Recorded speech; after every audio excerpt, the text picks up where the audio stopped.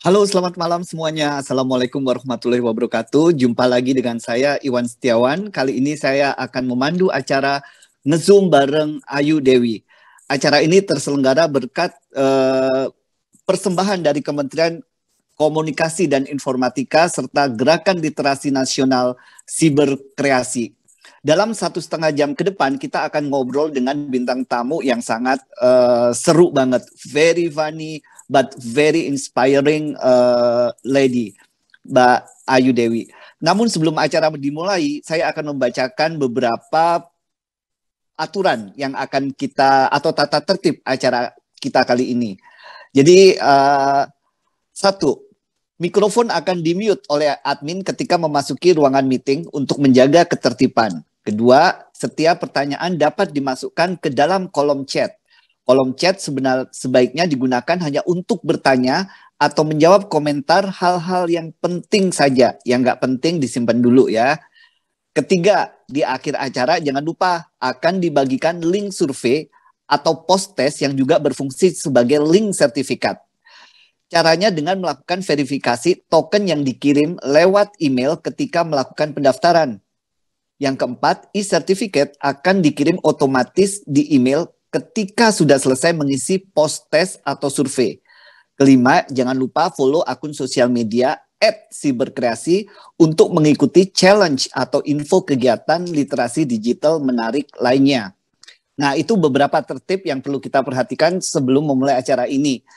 Jadi acara ini saya pikir akan sangat seru dengan bintang tamu yang sangat seru dan very inspiring. Kita akan ngobrolin tentang cerita keluarga di era digital.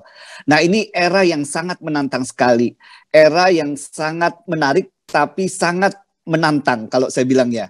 Indonesia itu mengalami loncatan yang luar biasa dari zaman non-digital ke zaman digital dengan cepat sekali.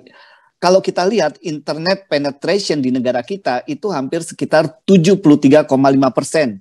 Hampir 200 juta orang terkoneksi dengan internet. Kemudian kalau kita lihat waktu yang diluangkan untuk bermain di internet itu sekitar 8 jam 52 menit. Hampir 9 jam sehari, bayangin orang bermain di internet. Kemudian kalau kita lihat orang bermain di sosial media perharinya itu bisa sekitar 3 jam 14 menit rata-rata. Dan kalau kita lihat lagi yang agak menarik ini khususnya untuk Instagram, orang rata-rata masuk ngecek Instagram itu 28 kali dalam sehari. Nah, tentu saja yang mengakses internet ini bukan hanya orang-orang dewasa, tapi juga anak-anak di bawah umur. Jadi ini yang akan kita diskusikan dengan bintang tamu kita, Mbak Ayu Dewi. Apalagi dengan kondisi pandemi ini, akhirnya banyak anak-anak yang harus mau tidak mau harus berinteraksi dengan gawai, mengakses internet karena kegiatan belajar masih dilakukan secara daring. Nah, di satu sisi internet emang memberikan kemudahan bagi anak-anak untuk belajar online, mencari referensi dan lain-lain. Namun di sisi lain, penggunaan gawai dan internet itu juga bisa menjadi dampak yang berbahaya buat anak-anak. Nah, dampak dari penggunaan gawai dan internet ini bisa mengganggu kesehatan mental anak. Mulai dari kecanduan bermain online, tidak produktif, malas membaca, iritasi mata karena terlalu sering menatap layar gawai, postur tubuh anak yang tidak ideal karena jarang bergerak, dan waktu tidur yang tidak teratur, dan masih banyak yang lainnya. Kali ini kita akan membahas dengan Mbak Ayu Dewi pengalaman keluarganya. Kita tahu Mbak Ayu Dewi ini orang yang sangat mengutamakan keluarga, terutama anaknya meski di tengah kesibukannya.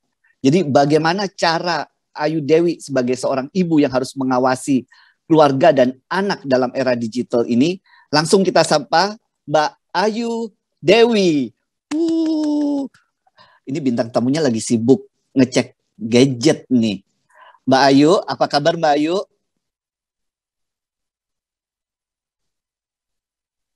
Mbak Ayu, bisa dengar suara saya? Sepertinya Mbak Ayu masih di mute ini suaranya.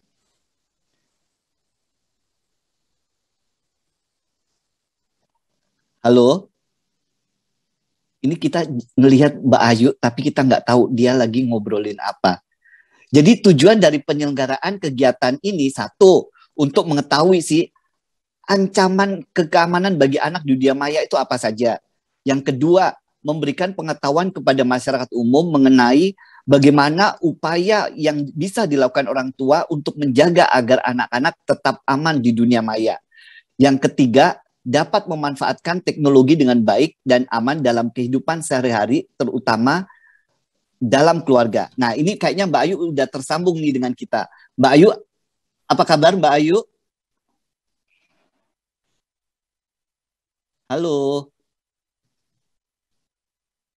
masih di mute nih kayaknya.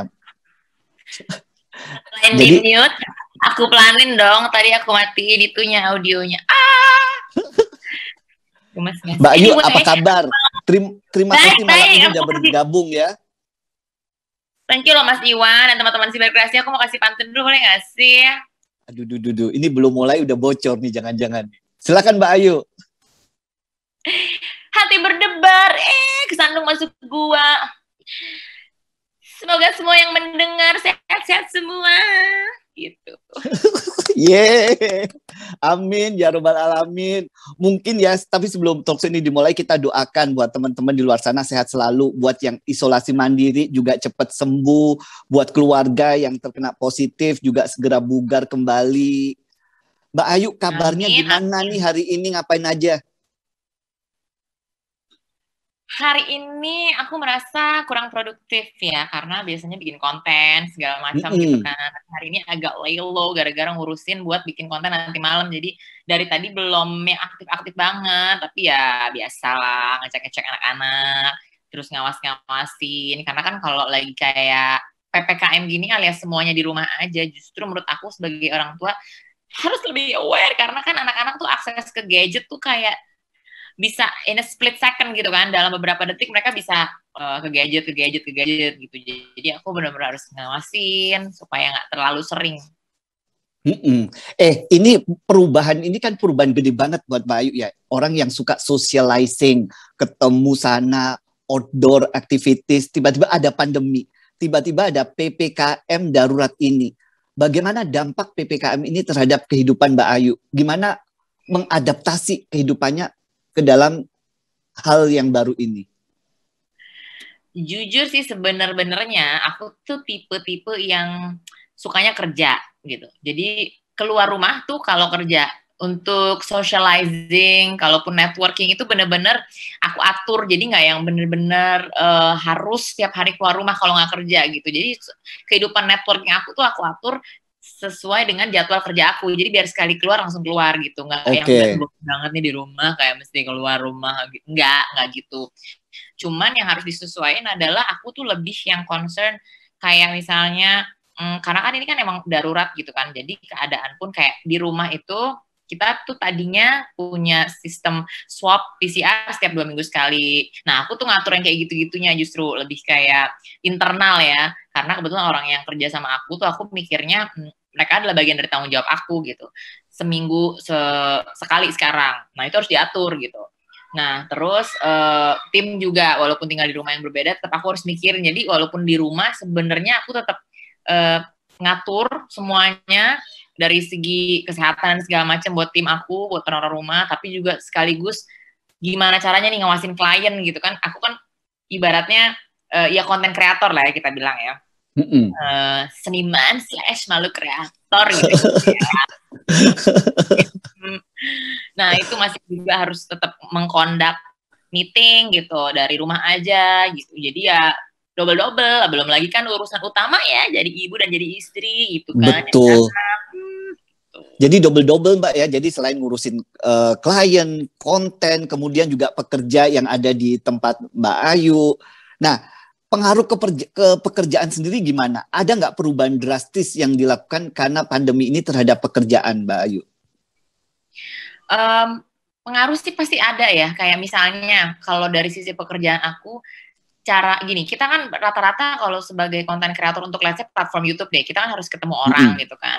ini kan lagi dibatasin banget gitu ya. Jadi seminimal mungkin untuk ketemu orang, jadi harus virtual aja gitu. Tapi dari segi pekerjaan profesi kayak MC, hosting, ataupun misalnya aku sebagai public bukan public, TV persona gitu yang kerja di TV. Nah kebetulan ini karena mungkin udah tinggi banget risikonya, kita lagi di breakin dulu, jadi kita nggak ada syuting ke TV tempat kita kerja. Jadi ya banyak pengaruhnya lah pasti. Tapi aku masih selalu mikir bahwa sepengaruh-pengaruhnya hidup aku masih dikasih kesempatan untuk bisa kerja dari rumah. Sementara banyak orang yang kehilangan pekerjaannya gitu. Jadi nggak boleh lah ngeluh, justru harus kita pikirin kalau bisa gimana ya siapa misalnya kita tahu gimana caranya biar dia bisa tetap punya produktivitas, bisa tetap ngebantu keluarganya gitu-gitulah kalau aku mikirnya.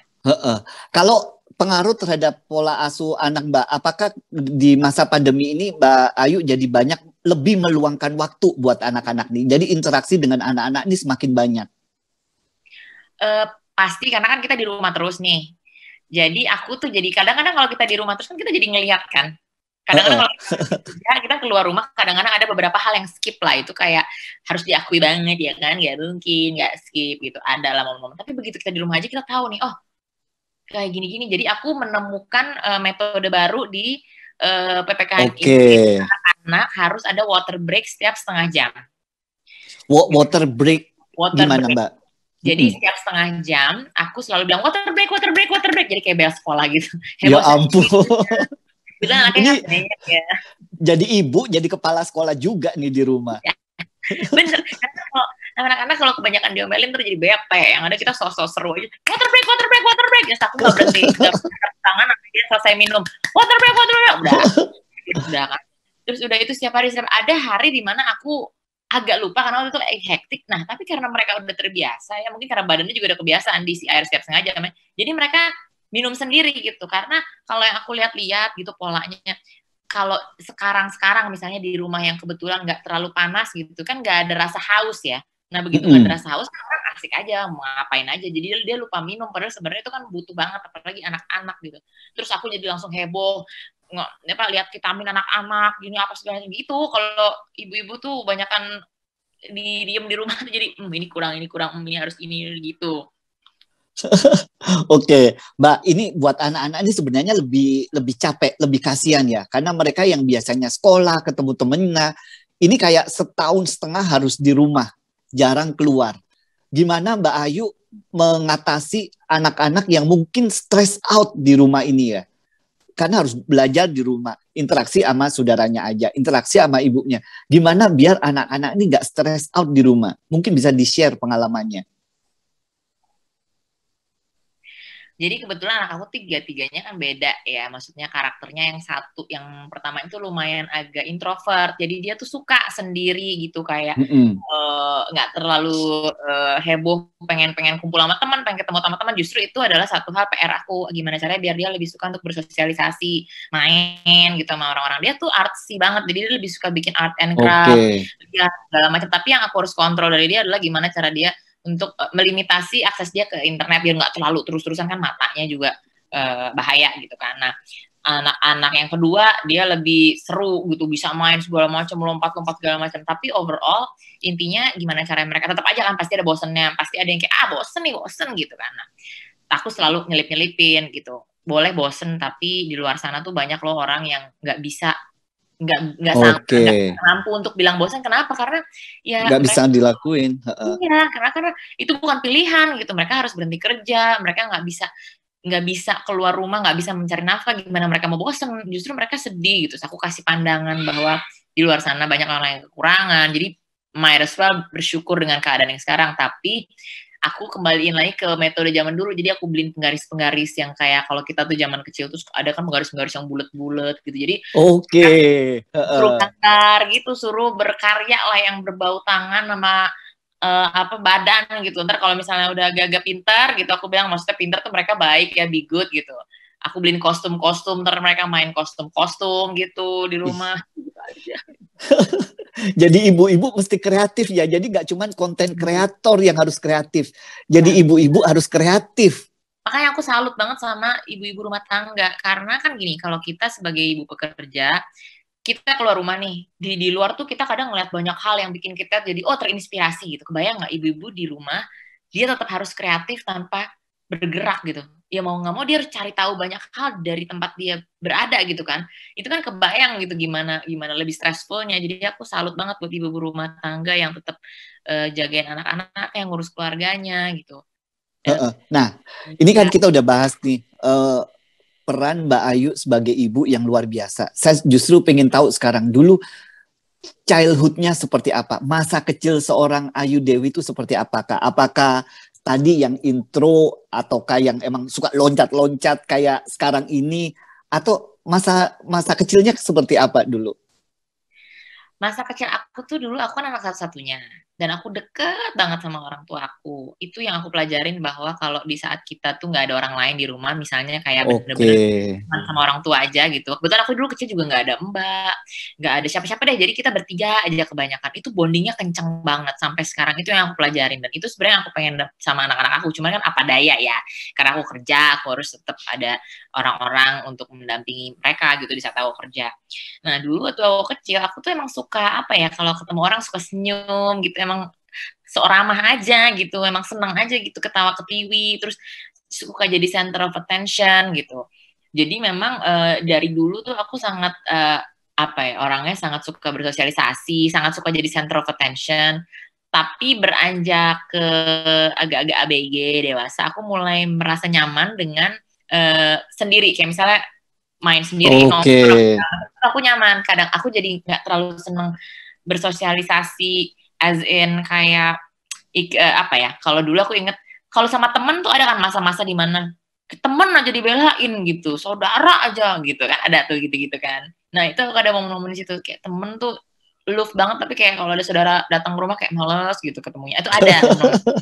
Nah, plus aku anak sendiri lagi kan, jadi kayak individualismenya tinggi banget gitu. Dan persis-persis kayak orang Amerika gitu kali ya. Tapi aku menyadari gitu, nggak tahu sadarnya kenapa kayak waktu itu kamar di atas. Aku mikir kayak, oh ini saudara-saudara lagi di rumah. Ini kan namanya saudara, berarti yang keluarga ya. Intinya kayaknya mesti aku mesti gabung, mesti say hi gitu, mesti greet them gitu, mesti baik gitu.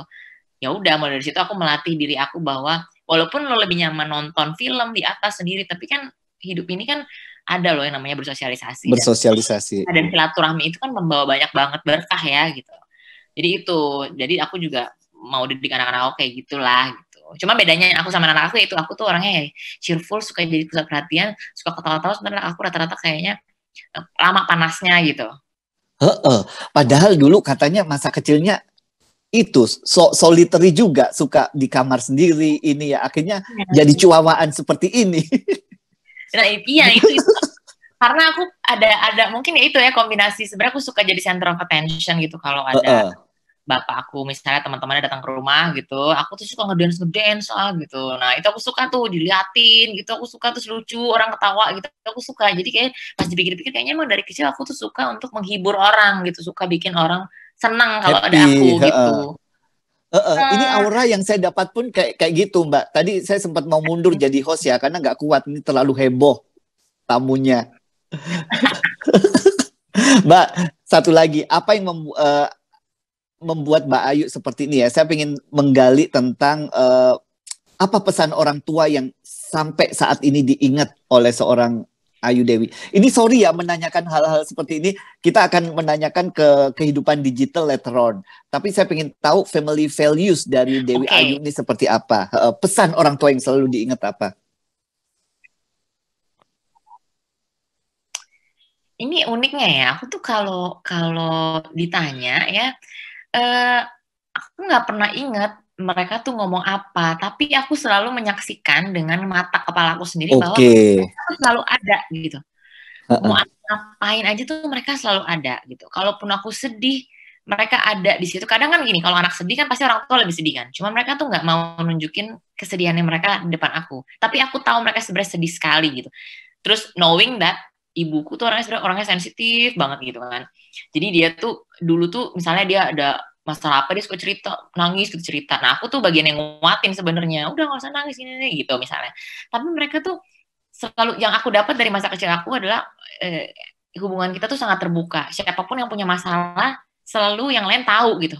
Dan satu lagi yang paling aku ingat sama mereka, ini sih mungkin kalau anak sekarang bilangnya, ah gila gue gak punya privacy banget ya. Dari aku kecil sampai sekarang mungkin ya, misalnya ada surat yang datang buat aku, Oh my God. pasti nyampe di tangan aku udah kebuka. Pasti. Mau surat, mau dokumen, mau hadiah, apapun itu udah kebuka. Ya mungkin sisi buruknya adalah nggak ada privacy, tapi sisi baiknya adalah mereka jadi tahu semuanya tentang hidup aku gitu, apa yang aku lakuin. Jadi there is no hole di mana mereka aku ngerahasiain barang apapun dari mereka gitu. Kayak misalnya dulu teman-teman misalnya nih suka adalah ini nilep-nilep duit SPP gitu ya. Itu tuh aku nggak pernah ngalamin itu. Kenapa? Karena SPP mereka yang langsung bayarin gitu. Terus suka kabur-kabur sekolah, bolos-bolos nggak bisa. Kenapa? Karena aku dulu waktu sekolah dijemput sama mereka gitu. Jadi karena kita bertiga aja gitu. Jadi kayak mereka oh, jagain aku tuh kayak burung di sangkar emas gitu ya. Tapi I was very happy gitu. Kalau misalnya ditanya kekurangannya apa ya, kekurangannya materi kali ya. Karena aku kalau bercanda, aku terus sobat Miss Queen gitu. Terus jadi, tapi aku sangat kaya dengan cinta dari ibu bapak Iya. aku. Jadi itu ya. Dan itu hal yang sangat powerful dalam keluarga ya. Satu, kedekatan dengan orang tua, kehangatan, itu yang akan dibawa dan mungkin akan menyelamatkan hidup seseorang. Karena memori masa kecil itu yang akan dibawa seorang anak ketika mereka dewasa. Jadi kita masih menunggu Mbak Ayu untuk kembali. Tadi dibilang oleh Mbak Ayu gimana masa kecil dia, kedekatan dia dengan orang tuanya, bahkan ketika ada surat masuk ke dalam rumahnya pun itu surat pasti terbuka, orang tuanya udah baca dan Mbak Ayu pun nggak keberatan ketika orang tuanya juga mempunyai peran seperti itu. Ini Mbak Ayu apakah udah bergabung lagi? Oke, Mbak Ayu mungkin mengalami ini ya masalah koneksi. Jadi di acara ini kita akan membahas tentang cerita keluarga digital. Nah, kalau saya cerita tentang keluarga saya sendiri, dulu masa lalu saya, of course, nggak ada digital sama sekali ya. Mungkin saya kelihatan seperti ini, tapi umur saya udah 46 tahun. Jadi saya melihat perubahan Indonesia dari zaman nggak ada listrik sampai ada listrik, kemudian TV hitam putih sampai TV berwarna, kemudian masuk era internet, kemudian masuk era digital, masuk era sosial media, dan itu sangat cepat sekali dan itu merubah hidup dengan secara drastis. Ini saya mau tanya lagi ke tim, apakah Mbak Ayu udah bergabung dengan kita? Kita tunggu kembalinya Mbak Ayu ya. Mohon ditunggu sebentar. Mbak Ayu masih mencoba untuk bergabung dengan kita kembali karena ada internet connection. Nah, ini Mbak Ayu udah muncul lagi. Oh my God, muncul kembali nih. Sosok Ibu Ayu Dewi. Nah, thank you. Welcome back, Mbak Ayu. Ini suaranya masih ke mute, masih belum terdengar suaranya. Tuh kan. Halo, I'm back. Tuh, udah balik lagi nih, Mbak Ayu. Halo, Halo. udah kedengaran, Mbak? Halo. Udah kan? Udah, yes, balik lagi nih. Ini 5 menit. Kan biasa ya. 5 menit tanpamu sepi sekali, Mbak. Saya mesti ngomong banyak ini, bingung. Jadi itu tadi saya baru cerita tentang childhood memories ya, tentang pesan orang tua yang selalu diingat selalu, dan akhirnya apa yang diingat akhirnya sama Mbak Ayu diterapkan itu pada anak-anak Mbak Ayu sekarang. Aku masih usaha terus sih untuk punya bonding yang sama kayak aku punya ke orang tua aku gitu, karena itu tidak dipungkiri ya, itu melekat banget. Jadi kayak ibaratnya gini, oh sama satu contoh gitu, aku selalu ngeliat ibu bapakku tuh berdua terus gitu. Jadi ekspektasi aku terhadap anak-anak yang aku pinginnya mereka ngerasa gitu sedekat aku sama orang tua. Karena efeknya adalah sampai sekarang aku tuh nggak mau jauh-jauh dan aku harus selalu tahu kan gimana misalnya kayak orang tua aku, bapakku kan belum gitu. Gimana hari ini gitu walaupun kita satu rumah ya. Terus vitaminnya apa aja gitu loh. Oke, jadi lebih tentang kehangatan dan kedekatan dengan keluarga ini, Mbak Ayu ya. Halo, nampaknya koneksinya masih kurang oke Yes, ini Mbak Ayu. Yes. koneksinya error. Oke, I'm back. Mbak Ayu, saya tuh mau coba lagi nih. Yes. Tadi udah dijelaskan ini ya tentang pesan orang tua, habis itu yang diterapkan ke anak-anak, semuanya tentang kehangatan. Kalau saya kasih kesempatan Mbak Ayu untuk mengucapkan terima kasih kepada orang tuanya, karena kita tuh jarang-jarang banget ya di Indonesia misalkan bilang ke orang tuanya terima kasih atas bla bla bla, itu jarang sekali. Kalau Mbak Ayu dikasih kesempatan saat ini untuk berterima kasih, kira-kira apa yang ingin disampaikan kepada orang tua Mbak Ayu? Kalau mereka misalkan jadi peserta Zoom ini, Wah, jadi ada berdua tuh, seolah-olah mereka ikut, apa yang ingin disampaikan seorang Ayu Dewi? lebih kepada terima kasih sudah menjadi orang tua yang begitu baik. Semoga Ayu bisa selalu jadi ibu ya, terutama yang seperti ibu gitu. Jadi itu yang selalu jadi doa aku gitu.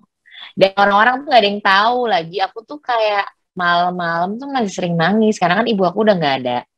3 tahun lalu lah. Oh baru ya Mbak ya? Cuman aku masih ngerasa belum bisa kasih semuanya gitu. Iya, jadi aku masih ngerasa, jadi aku tuh masih sering nangis dan itu orang-orang gak ada yang tahu gitu. Karena aku emang tipenya kayak I won't share a tear to people gitu. Karena buat apa gitu? I will only share my laughter gitu. Jadi itu sih yang paling aku, dan semoga aku tuh pengen kalau misalnya gini, karena aku belajar juga kalau misalnya anak-anak itu bahagia di lingkungannya sendiri, lingkungan terkecil ya, keluarga gitu, itu nggak akan ada lagi anak-anak yang punya luka batin. Karena kalau anak-anak yang punya luka batin, nanti besarnya ada-ada aja gitu hidupnya. Kayak dia tuh bisa memandang masalah di pekerjaan, di hubungannya dia, tuh bitter gitu ngelihatnya. Jadi tipe-tipe orang bukan yang gampang memaafkan, tipe-tipe orang yang jadi kayak ngeliat di dunia tuh kayak pahit banget gitu. Itu aku pelajarin banget gitu. Beberapa orang yang seperti itu setelah aku tilik-tilik gitu waktu masa kecilnya mereka banyak kecewa gitu, punya luka batin sama orang tua terutama gitu. Nah, satu lagi yang aku belajar, kalaupun misalnya punya luka batin sama orang tua, ada baiknya kita nih maafin. Memaafkan. Jadi jangan nuntut orang tua yang maafin. Karena apa? Karena kan mereka lebih tua daripada kita. Saat mereka lebih tua dari kita tuh ya udahlah, namanya juga orang tua, makin tua kan kadang-kadang orang bilang makin kayak anak kecil gitu, mungkin mereka juga udah lupa dan mereka punya banyak juga masalah yang kita nggak tahu, jadi better kita yang maafin gitu. Betul, karena kita tuh selalu punya ekspektasi orang tua selalu sempurna, orang tua selalu kasih contoh yang terbaik, dan kadang kita lupa bahwa orang tua tuh ya manusia biasa, manusia yang nggak sempurna seperti kita. Jadi jangan sampai kita menyalahkan orang tua, kok nggak kasih contoh kayak gini, nggak kasih ini. Ya karena mereka manusia biasa seperti kita. Benar, setuju banget Mas, setuju banget. Tapi kalau saya lihat ya, Ibu Mbak Ayu pasti bangga ngelihat dengan pencapaian Mbak Ayu sekarang, dengan wisdom yang Mbak Ayu punya. Jadi kalau saya lihat ya, Mbak Ayu bukan sekedar public figure yang seru-seruan aja, tapi punya wisdom yang luar biasa. Jadi saya lihat kalau ibunya bisa ngelihat ini, pasti menurut saya akan bangga anaknya menjadi seorang perempuan dan ibu yang sangat menginspirasi. Oh, so sweet. Tuh, so sweet aja bikin lucu. Sebel deh. Mbak Ayu, abis itu saya seru. Mau ini nih. Kalau dari sosial media itu kelihatan Ayu Dewi itu lucu, free spirited, happy go lucky. Apakah emang sebahagia itu hidupnya?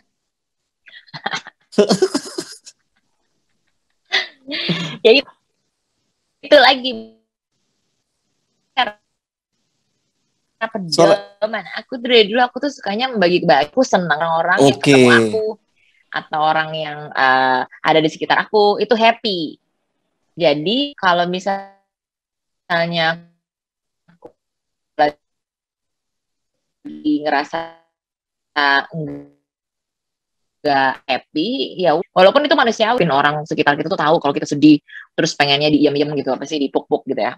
It doesn't work like that. World doesn't work like that gitu. Jadi kalau misalnya kita happy, kita nggak happy, ya udah gimana caranya kita cari cara, kita restart lagi gitu. Gimana caranya gue harus happy gitu. Karena nggak, yang aku pelajarin juga, there's no one yang bisa kita rely on di dunia kecuali diri kita sendiri. Karena kalau misalnya kita mau terus-terusan, misalnya kita juga capek, drowning, terus muka kita jadi nggak kelihatan happy, kerjaan berantakan, hidup juga orang jadi malas deket-deket kita, ya udah gitu. Misalnya banyak orang yang ngecewain kita, ya udah, it's their loss, it's not ours gitu. Yang penting gue tetap happy, gue bisa ngejalanin hidup gue dengan happy. Kalau gue happy kan gue bisa memberikan kebahagiaan ke orang, gue dapat pahala deh tuh, ya kan, orang tuh seneng gitu. Itu mulia sekali. Padahal untuk menjadi happy, Mbak Ayu punya cara untuk entertain people, punya cara untuk membuat orang bahagia. Saya aja ngelihat Instagramnya jadi happy sendiri. Tadi buka acara udah happy sendiri. Susah di zaman pandemi ini kita bisa happy, bisa ketawa lepas kayak tadi gitu ya.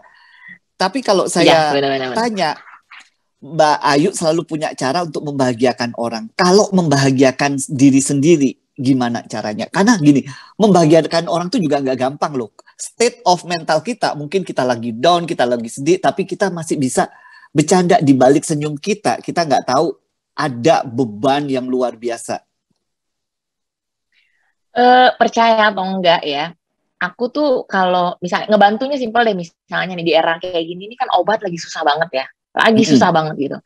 Terus ada kemarin yang sakit gitu, terus cerita bahwa aduh obat batuknya susah, obat ini susah. Aku punya, kebetulan punya aku sendiri, bukan yang ngestok banyak banget gitu. Udah nenek gitu. Terus dia seneng banget gitu, dia merasa terbantu. Nah di situ aku tuh happy banget tuh, bener-bener tiba-tiba lega gitu. Jadi kayaknya nih aku ngerasa kayaknya formula aku happy ini kayaknya sih ya dengan ngebantu gitu. Apapun yang aku lakuin, karena aku selalu punya prinsip, berapapun yang aku dapat, kadang-kadang mau aku nggak dapat, tapi aku udah biasa misalnya ngasih siapa apa-apa, itu aku harus tetap lakuin gitu. Aku percaya Tuhan nggak akan bikin kita susah, kita ngasih lah, sedekah lah atau des gitu, biar kayak gitu. Misalnya bangun di mimpi nggak enak banget, asli nggak enak banget kan, ada tuh ya, bangun kayaknya gitu, udah mimpinya nggak enak. Terus bangun tuh rasanya kok ini banget gitu ya. Biasanya aku langsung mandi. Nah di situ tuh aku lamain. Terus aku mikir, okay, I'm not gonna let my day ruined like this. Kalau gue terusin, apa untungnya buat gue? Nggak ada. Yang ada orang-orang sekitar gue malah sebel, kenapa sih kok annoying banget bentukan lo? Terus lo juga nggak jadi nice kalau respon sama orang-orang sekitar. Aku mikir, ngaca deh. Ngaca, mikir cantik, aku cantik gitu. Bodo amat ya orang mau bilang jelek, tapi aku ngaca, cantik, aku cantik gitu. Habis itu udah mandi, sudah dan nyanyi dikit udah keluar happy gitu. Udah happy ya. Habis itu gini, kan ceritanya go ahead. Tapi kalau misalnya masih susah juga nih ya, aku pernah susah. Senyum aja, senyum lebarin asli ya. Coba aja pancing pakai senyum ya, selebar mungkin ya. Asli ya, emang efeknya dua sih kalau nggak nangis, karena kayak aduh kesian banget sih gue sampai gini banget, tapi ujungnya legaan beneran deh. Ketawa aja, paksain ketawa, itu terjadi. Nggak tahu kenapa metabolisme tua sama saraf-saraf kita kayak terpanggil juga buat ketawa. Ketawa ya, itu buat menghibur dirinya ya. Saya mau tanya lagi, momen-momen momen apa yang membuat seorang Ayu Dewi ini down? Apa yang membuat Dewi Ayu itu sedih banget? Kalau tadi ya Ayu akan bahagia kalau membuat orang lain bahagia. Ayu akan bahagia kalau membuat orang yang sedih akhirnya bisa bahagia. Kayak ngebantu orang, membukakan mata, ketemu orang dan orangnya bahagia, membuat Anda sendiri bahagia. Kalau yang membuat susah, sedih itu apa?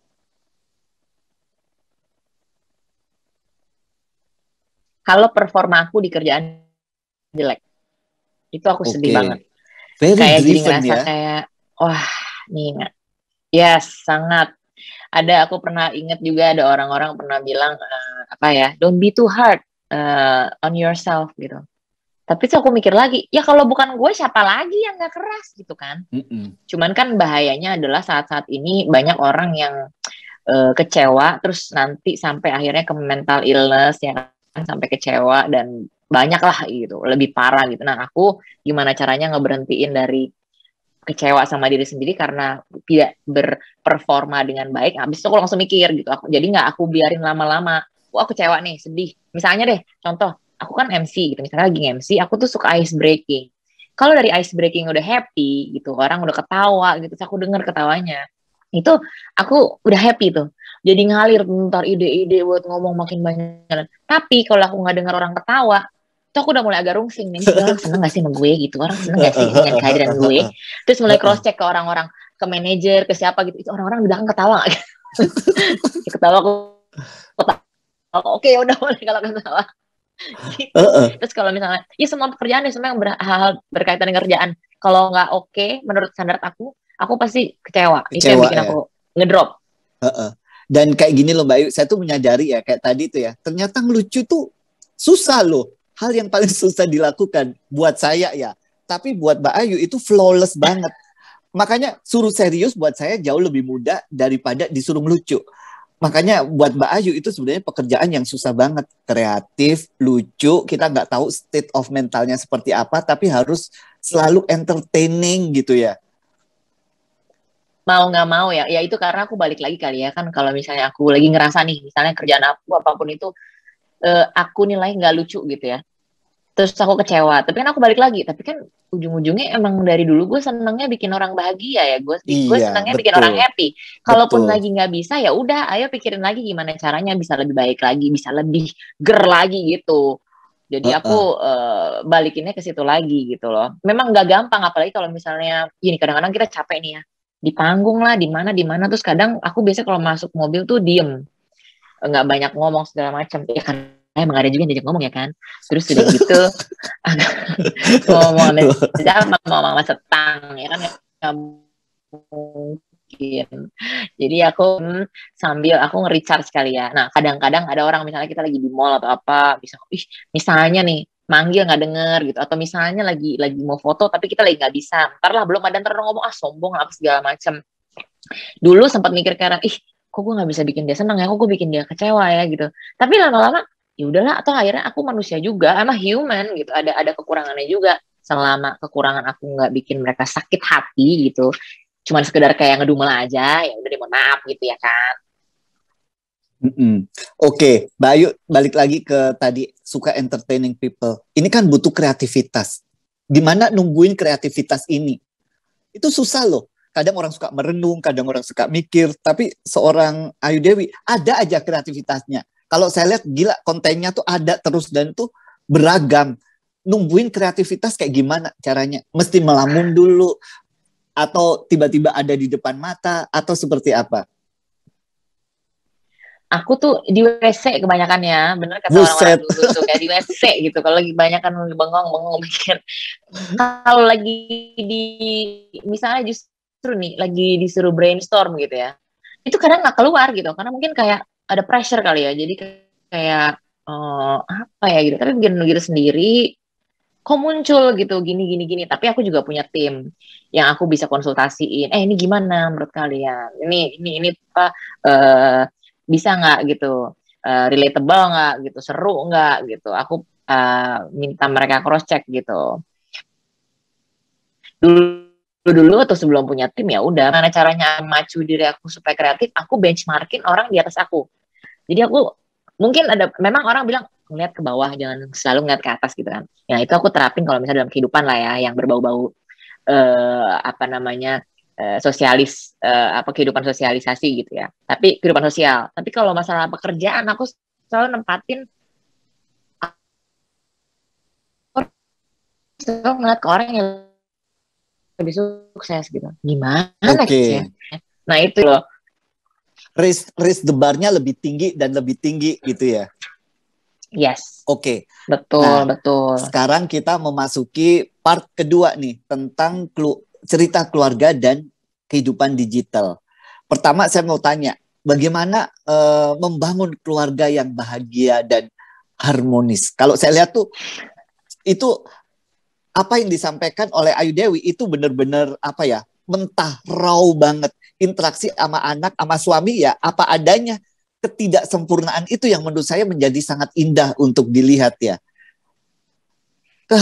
Ngebangunnya gimana sih Mbak? Kan ini udah anaknya udah 3, udah lama, tapi tetap aja seru. Tuh suami mau juga disuruh-suruh ini, disuruh itu, dikerjain. Ini buset deh saya bilang. Silakan Mbak Ayu.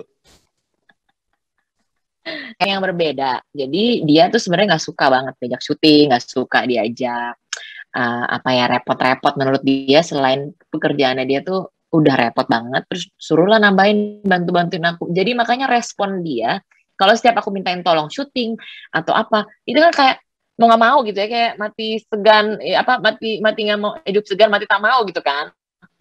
Nah, tapi ternyata orang kayak suka gitu. Mungkin mereka relate kali ya, di rumah gue juga gitu, banyak yang bilang gitu kan. Ya wajar aja sih. Kami mungkin capek kerja, sampai rumah disuruh syuting sama istrinya kan, udah aku ngerasa bahwa aku bilang, bantuin lah gitu. Masalahnya dunia aku itu ini sangat amat high demand. High demandnya bukan dalam hal untuk orang yang meng-hire kita juga mungkin demand-nya tinggi juga ya. Tapi high demand ini pemirsanya, fansnya, subscribersnya, viewersnya itu haus mau tahu ini orang 24 jam ngapain sih gitu loh. Ya kayak Kardashian deh gitu kan. Iya. Kayak gitu, aku bergerak di dunia pekerjaan yang demand-nya seperti itu gitu. Jadi aku jelasin ke dia, ya bantu-bantulah dikit gitu. Bantu-bantulah, tolonglah gitu. Tapi aku tetap mikir gitu gimana. Aku juga nggak mau ngerepotin terus ya. Aku tetap mikir gimana caranya ya. Gue tuh tetap memaintain engagement di dunia digital. Ini kan sekarang memang aku bilangnya CCE, crazy engagement gitu. Gimana caranya memaintain engagement tanpa ngerepotin orang lain, which is dia gitu. Nah, itu aku terus mikir sampai sekarang, tapi udah mulai nemu formulanya. Nah, gitu. Oke, seru banget Mbak. Karena kalau saya lihat ya di Hollywood atau ini, mereka yang kuat itu emang mereka yang punya strong personality. Selain punya strong personality, mereka juga punya drama dan story yang luar biasa. Dan itu akan long lasting. Kardashian, ini mereka juga punya story dan drama yang luar biasa. Gak habis-habis sampai episode terakhir ada aja dramanya. Ada aja. Tanpa drama orang nggak akan mengikuti kok menurut saya. Jadi emang punya skrip, punya storytelling yang luar biasa. Nah, ini Mbak Ayu ya, saya tuh tersentuh loh dengan talk show ini. Ini ada beberapa pertanyaan dari netizen, nanti saya akan lemparkan. Ini saya kasih teaser aja ya. Saya pengen Mbak Ayu tuh jadi sosok yang empowering, ibu-ibu yang empowering menurut saya. Itu belum ada. Ini bisa jadi ibu-ibu yang luar biasa, kayak kalau jadi pengusaha itu kayak Martha Stewart. Jadi nggak cuma di entertaining, tapi juga empowering. Bikin gerakan empowering ibu-ibu ini menurut saya. You're not only funny, tapi orang yang sangat inspiring dan powerful. Itu harus jadi gerakan Mbak Ayu kalau menurut saya. Jadi ini pertanyaannya luar biasa, nanti akan saya tanyakan. Jangan dijawab sekarang, tapi saya tersentuh dan harus bacakan. Banyak pertanyaan tentang ini. Berdamai dengan orang tua yang udah nyakitin, misalkan karena perceraian. Bagaimana memaafkan masa lalu dengan orang tua. Bagaimana untuk selalu pretending to be happy. Jadi Mbak Ayu ini yang hadir di sini itu pertanyaannya dalam sekali. Itu akan kita tanyakan nanti. Karena ini acara Kementerian Komunikasi dan Informatika dan Siberkreasi. Saya harus menanyakan tentang kehidupan digital. Jadi gini, saya mau tanya, anak-anak lagi suka nonton apa di gadget sekarang? Anak-anak lagi suka nonton, yang pertama sukanya nonton art and craft. Jadi dia lihat gimana caranya ngegambar, gimana caranya bikin. Tahu nggak sih sekarang tuh suka ada yang bolong-bolong banyak tuh yang duk gitu bahannya rubber, namanya pop it ya, pop it. Nah, dia bikin sendiri gitu. Dia mau bikin sendiri gitu. Sementara kita kan kadang-kadang beli aja di marketplace itu kan tuh bahannya karet, bolong-bolong gitu. Tapi dia pengen bikin sendiri. Jadi saya tuh benar-benar ngeliat, oh nih anak memang kemampuan sosialisasinya tidak seperti ibunya ya terutama atau mungkin bapaknya, tapi dia suka sekali untuk menciptakan sesuatu atau recreate something gitu. Oke lah gitu. Nah, kalau yang kedua sama yang ketiga ngikut yang kedua lagi dikit-dikit Dino, Mario Bros gitu. Gitu. Itulah hari-hari Mbak aku. Ayu, orang tua sekarang tuh kan mesti cerdas ya. Karena anak-anak sekarang itu adaptasi dengan gadget tuh luar biasa. Adaptasi dengan digital tuh luar biasa. Itu keteteran nggak Mbak Ayu belajar jadi, oh Minecraft tuh kayak gini, oh mainan yang menarik tuh sekarang kayak gini. Gimana Mbak Ayu harus catch up knowledge digital ini dengan anak-anak? Aku sih biasa tanya ya, karena anak aku yang pertama itu lumayan updated sama games, dan dia suka main games. Tapi ya itu, aku tuh ngebangun satu kepercayaan supaya setiap yang aku tanya dia jawab. Jadi nggak ditutup-tutupin. Jadi aku tanya lagi main apa sekarang, dari semua mainan dia sukanya Roblox. Sampai akhirnya dia gambar pakai tangan, nah gitu. Tapi walaupun ada bonding yang lagi aku terus coba bangun, aku tetap ngasih disiplin gitu. Kalau nonton harus pakai kacamata, harus pakai kacamata anti radiasi gitu kan. Terus levelnya itu harus 2 disiapin jengkal juga ya. Karena sejak dari tahun lalu kayaknya. Mau nggak mau kita harus mempersenjatai karena mereka kan nggak ngerti gitu. Mereka ngertinya ya udah ngeliatin aja seru gitu, warna-warni gitu, makin deket. Tapi kan kita sebagai orang tua yang lebih dewasa harus lebih alert kan, gimana nih jagain anak-anak di era yang seperti ini gitu. Ya udah akhirnya aku beliin kacamata anti radiasi, terus aku kasih tahu kalau mau nonton harus 2 jengkal, terus ada waktu-waktunya kalau sudah 1,5 jam sampai 2 jam udah break dulu, ganti sama mainan yang pakai kertas, pakai gunting gitu. Cerdas banget. Karena gini, itu intinya kan Mbak Ayu membatasi screen time gadget buat anak-anak nih ya. Biar antara yang gadget sama aktivitas yang physical activities itu seimbang gitu ya. Kira-kira berapa lama maksimal anak-anak nih bermain di gadget bagusnya Mbak? Ini nggak ada bagus nggak bagus ya, tapi standarnya Mbak Ayu kira-kira tadi 1,5 jam kayak gitu harus break gitu ya. Jadi aku sih pakai feeling ya, aku berapa lama ya Pak? Yang jelas 2 jam itu udah pasti aku suruh ganti. Udah harus ganti aktivitas, dari yang nonton harus jadi apa. Tapi selama 2 jam itu juga akunya rese gitu, kayak lagi apa gitu. Jadi dia nggak yang ngomong gitu. Dia aku tanya lagi apa, lagi main apa, ngapain, jangan deket-deket, mundur. Jadi selama 2 jam itu dia nggak intens gitu. Aduh, ibu gue ganggu gitu ya. Emang sengaja konsep aku mau ganggu gitu biar dia nggak tenggelam di situ gitu. Kita juga harus ngecek kan, kayak misalnya yang satu nonton, kalau yang satu nonton TV nggak boleh maju gitu, harus jauh dari TV-nya gitu. Banyaklah segala macam dengan adanya di rumah sih. Sebenarnya aku bersyukur karena anak aku lackingnya di mana, kurangnya di mana, gimana terus kita cari cara supaya dibenerin gitu kebiasaan mereka.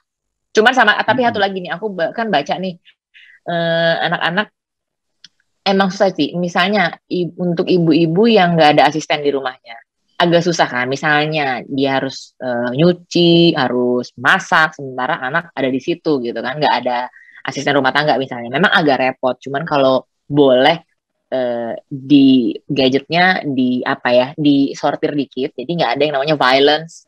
Karena aku baca juga kalau misalnya terlalu sering nonton berbau kekerasan, nanti dia tumbuh besar jadi orang yang mentolerir kekerasan. Misalnya dia lihat banyak berdarah-darah, tonjok-tonjokan gitu, nanti sambil gede dia berpikir bahwa itu it's okay gitu, nggak apa-apa gitu. Nyakitin orang, nonjok orang bisa sampai berdarah nggak apa-apa. Nah itu gitu maksud saya.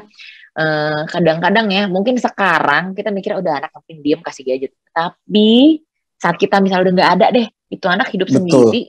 Nah kalau kita molding dia dengan kurang persiapan, kasihan dianya gitu. Nanti dia akan jadi sosok yang nggak berhasil, dalam artian bukan berarti harus sukses atau kaya sekali, pasti nggak berhasil jadi individu yang benar gitu perilakunya gitu dan baik gitu. Mbak, ini kan anak-anak tuh jadi meluangkan waktu banyak di gadget sekarang, apalagi masa pandemi, belajarnya pun harus belajar online kayak gitu ya. Abis itu yang lebih saya tanyakan tuh beda nih.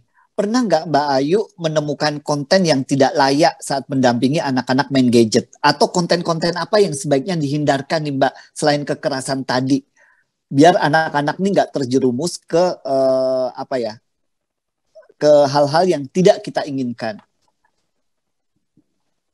Kalau aku kemarin dari dia itu bilangnya, kok ini tonjok-tonjokan gitu bilangnya. Kalau yang kedua kan agak ngejok gitu. Kok ini tonjok-tonjokan gitu, nggak boleh berdarah-darah. Kenapa yang berdarah-berdarah? Terus aku lihat perubahannya lucu banget. Aku pikir kan akan seumur hidup kayak gitu ya, akan seumur hidup ngelarang terus. Tapi dari selama dia punya akses ke internet gitu, kan aku selalu bilang, kenapa yang tonjok-tonjokan, kenapa yang berdarah-darah, kan nggak boleh. Ya udah dibilang momi lalala, sampai akhirnya dia ngasih remote, dia tolong ilangin, kata dia nggak ngerti. Nah, kecil, tolong ilangin, tolong hapusin momi. Jadi lucunya gini, dia suka banget sama Hulk gitu. Dan kan sekarang nggak cuma film ya, banyak lah orang-orang bikin apa. Hulk kan kuat ya, sukanya tonjok-tonjok. Which is lucu kalau dia lagi gitu-gitu. Tapi kalau dia lagi bener-bener marah, dia tonjok gitu, misalnya, tapi keras gitu. Terus akhirnya bilang, jangan nonton Hulk lagi ya. Kenapa? Kan Hulk kuat, kata dia. Iya, tapi Hulk suka tonjok-tonjok orang gitu. Itu kan nggak baik gitu. Jadi tonjok-tonjok orang nggak baik ya? Iya, nggak. Jadi akhirnya dia sekarang udah mulai aware bahwa ini nggak boleh. Nih, Momi, tolong ilangin deh kalau ada gitu. Gitu. Kalau yang lebih direkomendasikan apa nih Mbak Ayu buat anak-anak? Mungkin yang ada child mereka talk-nya, nonton apa? Child talk-nya, YouTube Child gitu. Yang memang direkomendasiin buat anak-anak. Terus kan ada tuh sekarang acara-acara yang bisa di-hide kan ya. Jadi acara-acaranya tuh memang udah kita program untuk kita sembunyiin. Jadi biar dia nggak punya akses gitu untuk itu. Oke. Abis itu saya mau tanya juga nih. Kenapa memilih vlog keluarga untuk kanal dari Mbak Ayu Dewi saat ini? Oke, aku sambil minta power bank ya sama orang. Udah habis ya. Kenapa memilih vlog keluarga Mbak untuk konten-kontennya? Vlog keluarga sih aku I'm back. Jadi lega. Kalau nggak ada Mbak Ayu sepi banget. Namanya konten kreator, lega. Gitu ya. Sebagai konten kreator sebenarnya ini prinsip aku agak jelek juga sih. Aku tuh selalu gini, karena itu tadi ya mungkin karena aku tuh sangat driven ya. Jadi aku sebenarnya kalau platform YouTube itu kan saat kita ngobrol sama orang lain atau collab ya namanya, itu akan menambah subscribers atau menambah viewers. Itu ilmunya. Tapi aku tuh masih ngerasa kita tuh punya kekuatan juga kok sendiri gitu. Kita tuh juga punya tayangan yang cukup menghibur walaupun tanpa berinteraksi dengan orang lain gitu. Apalagi karena tuh zaman kayak gini ketemu orang tuh aku. Jadilah vlog keluarga yang lebih banyak akhir-akhir ini. Karena apa? Ya karena kan di sekitar aku adalah keluarga aku gitu. Jadi ya mau gak mau.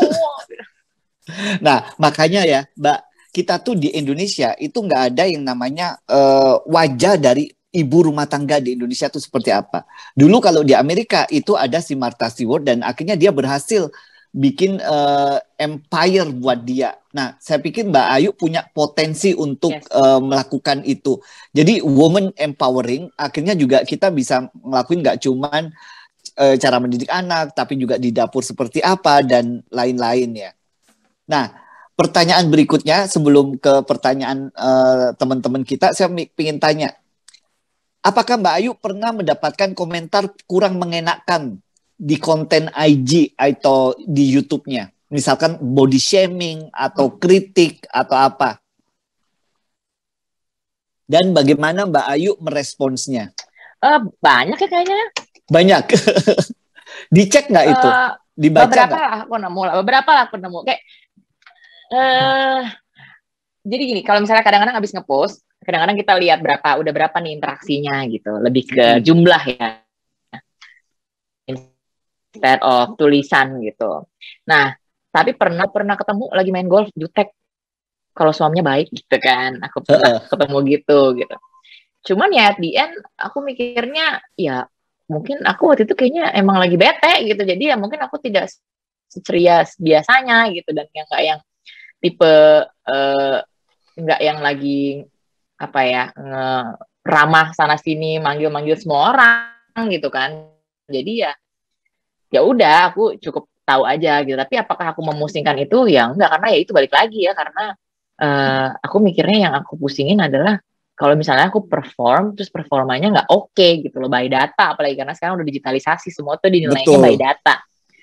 Nah jadi kalau misalnya ada beberapa yang ngasih kritik, ya kalau yang aku rasa kayaknya oh ya I think I shouldn't do that again gitu, karena itu sifatnya mengganggu orang, menyakiti, dan aku nggak baik kalau nerusin itu, ya aku akan memperbaiki. Tapi rasio aku bacain satu sampai enggak sih, enggak gitu, karena aku tahu itu bakalan bikin kita terganggu gitu. Kayak misalnya belum tentu yang dia omongin itu benar-benar memang apa ya, benar-benar sesuatu yang bisa bikin kita jadi lebih baik lagi. Siapa tahu itu cuma emang iseng aja dia karena dia punya masalah dan dia pengen orang lain juga bermasalah seperti dia, kan ada ya kayak gitu. Jadi aku milihnya nggak usah gitu. Kalau diprotes anak-anak sendiri pernah nggak? Kok kontennya kayak gini sih ibu bikinnya? Atau protes dari suami, pernah nggak? Halo, sepertinya nge-freeze nih. Halo? Iya, halo. Halo? Iya. Oke. Kalau anak-anak protes konten sih zaman dulu waktu masih bisa jalan-jalan foto. Nah, aku kan ngerasa kayak oh ya udah ayo gitu kalau dimintain foto. Ternyata kalau kebanyakan mereka marah. Karena mereka merasa, apalagi yang gede. Foto-foto terus gitu loh. Ibunya yang terlalu lincah ini. Jadi mereka pasti gitu. Kalau ibunya terlalu kayak. Kalau bapaknya pernah protes nggak? Kalau dari segitu dia nggak protes. Kalau saya lihat ya, tapi bapaknya tuh kayaknya nurut banget loh sama Mbak Ayu. Bikin konten ini dia ikut, bikin konten itu dia ikut. Dia lucu, tapi saya juga, aduh. Dia ikut, tapi dia menunjukkan kalau dia malas ikut gitu kan. Iya, exactly. Saya mau ngomong gitu, saya gak enak. Jadi bingung kan, sebenarnya niat gak sih mau ikut gitu. Iya, badannya iya, tapi kadang-kadang responnya gini amat gitu kan. Tapi ya udahlah, udah bagus lah. Yang penting ada dia di situ lah, mukanya masuk-masuk. Tapi kalau dia, karena kita mungkin aku nempatin relationship kita tuh lebih kayak partneran. Jadi aku lebih kayak ngobrol masalah pekerjaan. Ya itu balik lagi kalau misalnya konten aku rasa kok kayaknya ini ya kurang oke ya. Nah dia akan respon, nah kan aku udah bilang mendingan gini mendingan gitu. Jadi dia bukan tipe-tipe yang akan koreksi saat aku nggak ada keluhan gitu. Tapi begitu aku ada keluhan dia baru merespon dengan koreksi versinya dia gitu. Oke, nah ini pertanyaan yang sangat penting nih di acara ini. Jadi panitia pengen nanya ini. Bagaimana Mbak Ayu Dewi menanamkan literasi digital kepada anak sedini mungkin? Hayu. Menanamkannya ya sebenarnya gitu kan. Sebenarnya sama. Jadi gini, kan mereka tuh terekspos sama aku filter sih kayaknya. Kayaknya tetap dasarnya filter. Filter ya. Mereka kan terekspos sama begitu banyak hal gitu kan di internet. Baik bahasa-bahasa luar gitu, yang kadang-kadang mungkin di luar oke, di sini nggak oke sama sekali gitu kan. Kan kita harus aware dong. Masalahnya kan anak nggak tahu sebenarnya, apalagi yang masih kecil-kecil gitu. Kayak misalnya kalau misalnya tayangan kan what the gitu kan. Di luar kan itu something yang common gitu, walaupun artinya nggak baik gitu. Nah, di sini kalau misalnya sempat itu dia ngomong what the, saya tanya maksudnya apa, kenapa ngomong gitu. Jadi coba nanya pengertiannya dia terhadap apa yang dia tangkap itu sedalam apa sih gitu. Nah kalau biasanya sih nggak dalam-dalam amat, cuman niruin aja karena omongan itu begitu sering ada gitu.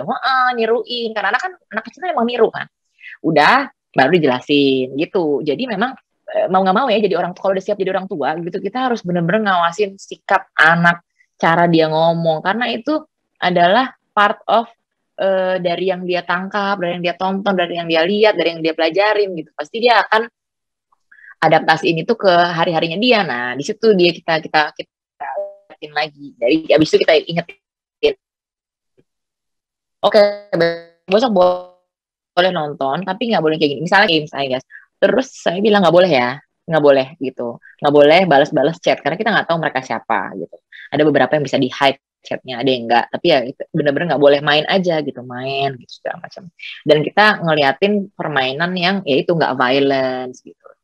Jadi memang emang banyak PR-nya gitu. Kalau teman-teman saya bilang misalnya nih mau ngajak jalan-jalan, jalan-jalan yuk.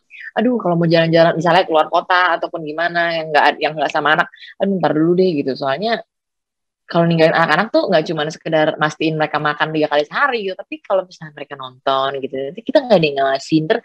Kalaupun ada yang ngawasin kan saya yakin filternya tuh nggak akan detail orang tua, pasti. Oke. Gitu. Jadi emang jadi orang tua zaman sekarang tuh emang luar biasa menantang ya. Karena anak-anak ini terekspos dengan dunia informasi yang luar biasa. Dengan cepat, cuma dalam klik aja mereka udah bisa akses apa aja. Makanya si Kementerian Komunikasi jadi, dan silakan Mbak. Iya. Aku tambahin lagi gini, kalau misalnya zaman dulu gitu, kayaknya lebih gampang, lebih banyak anak yang nurut sama orang tua ya. Yang dulu juga kan lebih kepada satu jalur gitu ya. Anak nurut gitu ya. Nggak banyak distraction gitu. Misalnya lagi makan berapapun lah ya. Ya udah makan kan. Kalau sekarang makan orang tuanya kadang megang handphone. Mau mengenai kerjaan kayak mau apa kayak yang penting kan ada distraction kan. Jiwanya nggak full di situ gitu. Ntar lah anaknya nonton gitu. Jadi di dunia sekarang ini banyak banget distraction. Makanya gimana caranya kita meminimalisir anak-anak itu ngedengar atau ngelihat hal-hal yang kita nggak mau lah gitu. Kalau nggak sama sekali itu nggak mungkin. Walaupun kita udah dilihat segala macam gitu. Tapi kan ada aja momen aneh-aneh, kita nggak pernah tahu yang namanya juga akses internet ya kan. Makanya mau nggak mau, jadi orang tua emang harus kayak waspadalah gitu.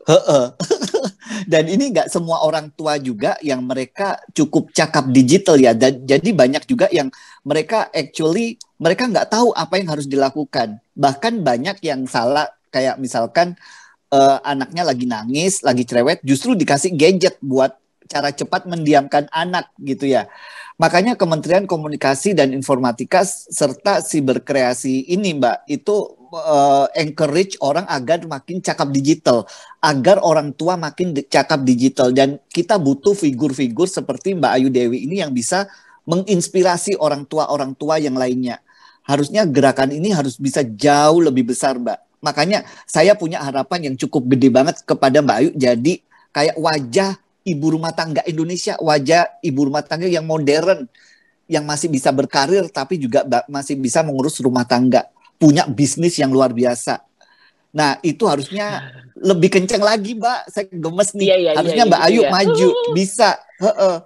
Aku juga pengen sih punya movement kayak gitu, cuman ya itu mungkin karena bukan core aku gitu, bingung nih geraknya dari mana nih gitu, harus ngapain ya gitu. Kalau PPKM kemarin ini yang awal aku bikin bukan gerakan sih, lebih kepada kayak satu account Instagram. Di situ aku bilang boleh nitip apa aja karena kan banyak yang diefisiensikan. Boleh nanti ibaratnya posting apapun makanan atau apapun usahanya nanti kita repost gitu. Tapi baru segitu. Jadi aku gerakan kayak yayasan yang bikin meratakan vitamin buat ibu hamil satu Indonesia. Dulu aku bercerita kayak gitu. Itu harus dilakuin tentang gizi anak, tapi dalam bentuk social movement. Jadi nggak sekedar you're not an artist, bukan seniman, tapi juga sebagai wajah di Indonesia ibu-ibu rumah tangga yang empowering. Social movement by Ayu Dewi ini apa? Saya tunggu Mbak Ayu. Kalau enggak, shame on you. Sekarang udah di atas, udah bikin social movement. Nah, pertanyaan terakhir. Literasi digital itu nggak mungkin dilakukan sendiri oleh seorang Ayu Dewi, tapi butuh suami juga. Nah, peran suami dalam literasi digital ini kayak gimana? Secerewet Mbak Ayu nggak? Yang pasti kalau bapak-bapak itu kan nggak mungkin secerewet ibu-ibu ya, karena emang udah kayak gitu aja gitu by nature. Tapi aku pernah bilang sama dia, cerewet nih karena apa loh, karena ini buat anak-anak apa namanya, be on the same page supaya nggak ada kebingungan di depan anak-anak. Misalnya aku ngelarang satu hal gitu, yang berhubungan dengan itu akses internet, kayaknya nonton gitu kan, nonton apa segala macam, dia ngakses acara-acara yang kurang bagus untuk dia tiruin atau denger apa segala macam. Nah, aku mau dia juga support, jangan dong gitu. Dia akan ngomong ke anaknya. Jadi anaknya akan ngeliat, oh iya ya, ini nggak boleh karena ibu bapak gue aja melarang itu gitu. Nah, dia mungkin tipe yang abis itu dia akan lebih jelasin lebih detail lagi gitu. Dia lebih ngobrol secara apa ya, lebih kayak teman gitu. Dia akan tahu nggak kenapa nggak boleh gitu. Kalau ibu-ibu kan pasti ada marahnya dikit ya, marah dulu gitu, baru kalau udah baik baru gini gitu. Jadi harus kompak ya dua-duanya. Iya, harus banget. Apalagi zaman sekarang deh, ngeri. Mbak Ayu, ini waktu saya terbatas. Dari tadi panitia udah marahin saya, suruh kelarin question. Tapi saya excited. Itu pertanyaan terakhir saya. Tapi saya pengen melihat ke depan nanti gimana Mbak Ayu bikin social movement sebagai seorang sosok perempuan yang empowering and inspiring buat masyarakat, terutama perempuan di Indonesia. Itu bisa amin, itu bisa jadi gerakan yang powerful sekali Mbak menurut saya, dan itu belum ada. Oke. Semoga. Nggak semoga, tapi harus. Oke. Baik. Itu pertanyaan dari saya. Kemudian saya sebenarnya masih pengen banyak tanya, tapi kita akan lempar ke forum Mbak Ayu ya. Nah, jadi sebelum kita lempar pertanyaan ke forum, saya ingin membacakan ini biar kita nggak ketinggalan info tentang Makin Cakap Digital. Follow akun sosial media Siberkreasi, kemudian join grup Telegram hashtag Makin Cakap Digital, kemudian join apa nih, Makin Cakap Digital juga. Kemudian jangan lupa kita juga akan mengadakan kuis. Caranya satu, buat video testimonial kamu mengenai acara ini. Durasi maksimum 1 menit saja, nggak usah lama-lama. Di akhir video, jangan lupa mengucapkan Makin Cakap Digital. Lalu harus follow akun Instagram Siberkreasi dan screenshot ya. Hasil video dan hasil screenshot kirim ke email kuissiberkreasi@gmail.com. Buat 5 orang pengirim pertama akan mendapatkan virtual money sebesar Rp100.000. Oke, jadi kita tunggu, jangan sampai lupa. Langsung saja kita bacakan pertanyaan dari peserta Zoom meeting kita. Ini ada ribuan orang Mbak Zoom meeting kita. Pendaftarannya hampir 5.000 orang Mbak Ayu. Bahaya, gawat. Pertanyaan pertama. Halo Kak Ayu, aku mau tanya gimana caranya untuk selalu pretending to be happy. You don't need to be pretending. Dan gimana caranya bisa memanfaatkan masa lalu, luka batin dengan orang tua. Oh my God. This is deep question. Yeah, it's very deep. Ada 2. 1, pretending to be happy, memaafkan luka lama dari orang tua.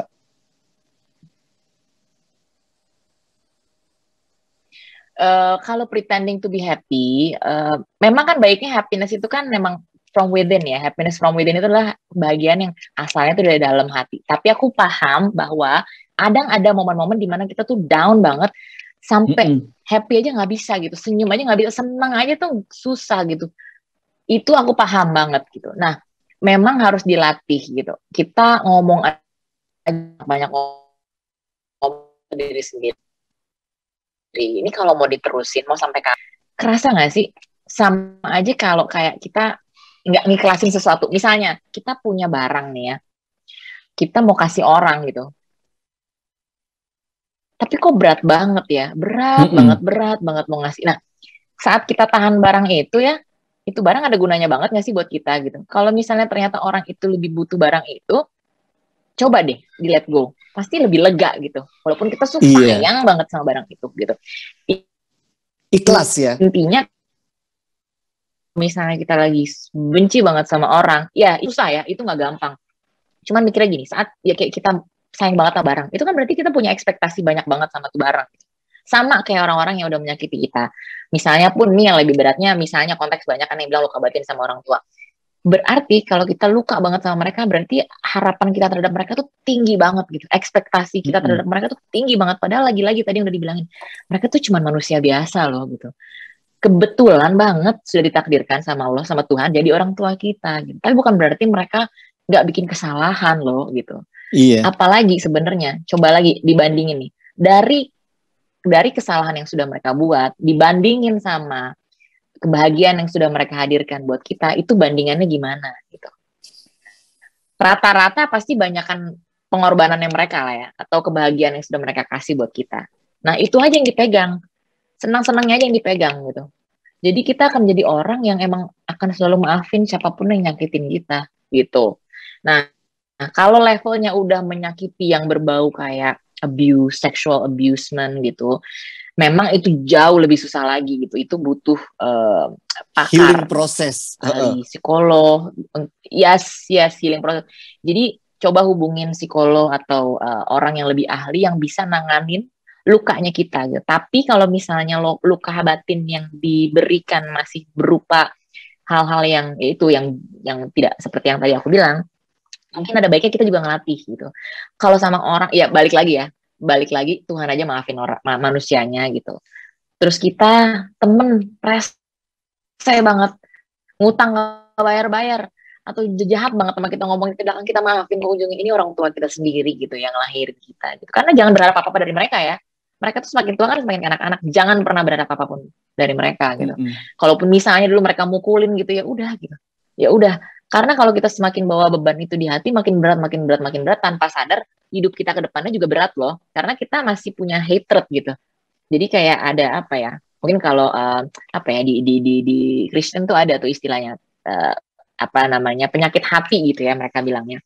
Jadi kalau dipelihara terus, jadi makin kayak nggak happy kitanya gitu, akan mengakar kebencian itu di kita. Tapi kalau kita udah pelan-pelan, oke, iya dia salah sama kita, ya udah, let go, ya udah dia salah, terus mau gimana? Mau kita balas kan nggak mungkin, kita akan jadi orang yang sama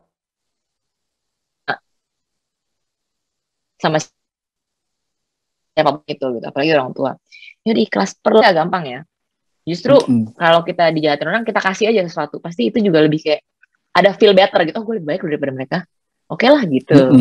Jadi emang mesti apa ya, cari-cari trik-trik sendiri gitu loh untuk bikin happy diri. Aduh, ini kenapa kita Jumat malam jadi sedalam ini ya? Deep gitu ya. Tapi kadang emang kayak gitu,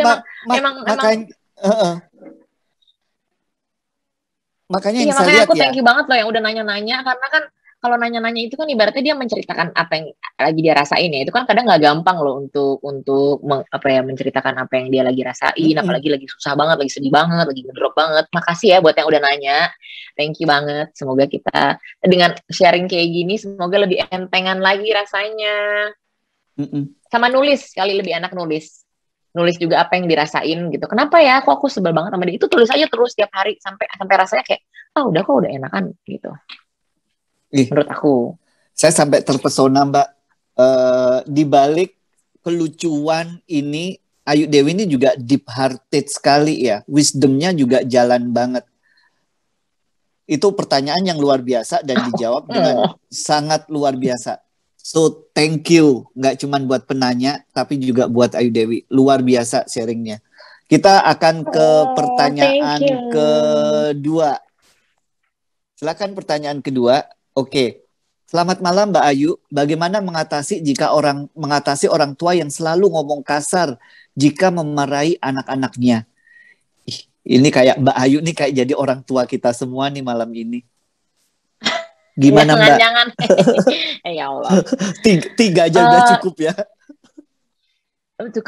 Cukup ya kan. Takut salah kalau banyak-banyak. Gini, kalau misalnya aku selalu mikir gini, saat yang berbuat kejelekan itu bukan kita, satu, kita harus bersyukur. Kenapa? Karena kita masih punya akal sehat untuk bisa bilang itu perbuatan yang tidak baik, dan itu bukan kita. Ya, jadi, kita bisa ngeliat, ini nggak baik nih. Berarti kita bisa menganalisa gitu. Dan hopefully kita nggak kayak gitu. Nah, kedua, di saat kita jadi korban ataupun jadi pasangan yang orangnya suka ngomong kasar ke anak-anak kita gitu. Nah, aku pikirnya kalau masih bisa dikasih tahu, ya kasih tahu terus. Gitu. Tapi kalau udah sifatnya mengancam, menyakiti anak-anak, misalnya nih, aku punya pasangan aku kayak gitu kasar dari ngomong kasar sampai berbuat kasar, mau nggak mau kita harus minta gitu. Dan juga kalau misalnya ada orang yang kasar, misalnya mukul istrinya atau mukulin suaminya di depan anak-anak, aku bilang tadi mengenai violence, sama aja apa yang dia lihat itu akan membentuk pola pikirnya dia. Oh nggak apa-apa kok, dulu ibu bapak gue pukul-pukulan, nanti kalau gue punya pasangan juga nggak apa-apa juga kalau gue dipukulin gitu. Itu efeknya sampai ke situ. Tapi lagi kalau bisa dikasih tahu gitu. Kalau bisa diingetin. Tapi kalau nggak bisa ya udah, jalan sendiri-sendiri aja, walaupun itu nggak gampang. Cuman at the end of the day, gimana caranya kita untuk menutup kasus itu sampai akhirnya kita mikir, ya udahlah, it's his loss atau her loss.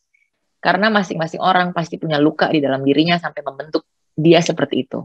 Gitu. Pasti dia kenapa nih dulunya. Karena aku tuh sering nonton crime. Aku sering nonton acara crime ya. Itu kalau pas dikonsepsi lihat itu masalahnya emang kacau. Dia disiksa gitu. Dia dibully. Jadi memang kalau kita jadi orang yang bukan pembuli, bukan penyiksa, ingetin yang orang yang itu gitu. Tapi kalau udah nggak bisa diingetin ya kita melepasin diri aja. Karena dia sudah jadi produk dari masa lalunya dia. Gitu. Baik-baik kalau kita bisa punya koneksi untuk nyembuhin dia, koneksiin ke psikiater, koneksiin ke psikolog, ke dokter atau ke ahli yang lebih bisa nyembuhin dia gitu. Tapi kalau enggak ya udah, detach dari kehidupan yang toksik itu. Iya, kita menjadi kita saat ini itu karena terbentuk oleh masa lalu kita. Kita nggak tahu trauma apa yang terjadi di seseorang itu, akhirnya dia menjadi seperti itu. Kenapa orang itu akhirnya menjadi seorang yang pemarah, atau orangnya menjadi seorang yang sangat pendiam dan gak terbuka.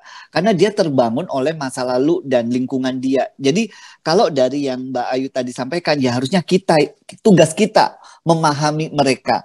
Mungkin kita tidak bisa merubah mereka, tapi kita bisa memahami. Hati kita tuh terlalu luas ya. Jadi selalu ada ruang di dalam hati kita untuk mengerti mereka. Ketika hati kita luas, selalu ada tempat untuk mengerti semua itu. Orang jahat pun juga bisa mengerti. Kita mengerti. Orang yang kasar pun justru bisa kita mengerti. Dan dari situ kita akan belajar banyak kok sebenarnya ya. Betul. Ini dan lagi kalau misalnya produk gitu. Misalnya nih, kita dipukulin sama orang tua kita. Nah, kan kita tersiksa gitu kan. Terus kita jadi mikir kalau kalau ngediri gitu. Nanti anak kita akan terus-terus gitu loh. Itu kayak sedikit aja mikir, nggak bener nih. Nah, itu menurut aku, itu udah dapet wangsit tuh dari yang di atas. Kalau kamu adalah agen perubahan gitu. Jadi, we have to break the chain. Oke, berarti aku harus berubah. Aku nggak boleh jadi orang tua aku yang mukulin aku. Aku harus jadi orang yang lebih baik dari itu. Ini perubahan untuk yang lebih baik gitu. Iya, ketika kita dewasa, kita punya pilihan. Kita akan melanjutkan kebiasaan buruk itu, ataukah kita yang harus menghentikan hal yang buruk itu. Itu ada di tangan kita sendiri. Nah, kita akan lanjutkan. Terima kasih Mbak Ayu Dewi. Kita akan melanjutkan ke pertanyaan ketiga. Silakan pertanyaan ketiga. Sisi negatif dan positif jadi artis sekaligus jadi seorang ibu rumah tangga dong Kak Ayu. Sisi negatif dan positifnya apa? Jadi artis dan ibu rumah tangga. Berat loh itu. Di TV harus kayak gimana, di rumah harus kayak gimana. Di balik senyumnya Mbak Ayu, dia orangnya jago juggling. Mana yang karir, mana yang keluarga. Masih terus berusaha sih. Masih terus berusaha karena nggak gampang gitu ya. Ya kalau misalnya sisi terburuk, misalnya persona yang kita tampilkan ke orang nih, kayaknya aku nih seru, lucu, misalnya fun gitu, fun to be with gitu. Tapi kalau aku lagi ngalamin sesuatu yang gak mengenakan, apapun itu yang terjadi gitu, kan aku nggak bisa terus-terusan, maksudnya on terus 24 jam. Adalah momen-momen snapnya atau slipnya gitu. Nah kadang-kadang orang tuh ekspektasinya tuh maunya yang dilihat aja, yang di TV, yang selama ini mereka tahu. Mereka nggak mentolerir kalau sisi downtime-nya. seorang artis atau public figure gitu. Jadi orang-orang tuh selalu punya standarisasi bahwa artis, public figure atau orang-orang yang terkenal itu harus super baik, harus mendekati sempurna lah gitu, dari perilaku, cara ngomong, cara bersikap gitu. Padahal kan mereka manusia juga ya. Kebetulan cari kerjanya jadi dapat image public figure, dapat image orang-orang yang dilihat gitu. Tapi memang itu juga udah jadi konsekuensi kita saat kita menempatkan diri jadi di pekerjaan itu, terus otomatis jadi public figure, memang lebih ada tanggung jawab gitu loh. Gue harus selalu nyontohin yang bener gitu. Kalau gue gini bener nggak ya? Gitu. Kalau gue gini bener nggak ya? Kalau saya kayak gini nanti orang bilang apa? Lebih tepatnya sebenarnya bukan peduli kata orang ntar diomongin, enggak. Lebih tepatnya gini.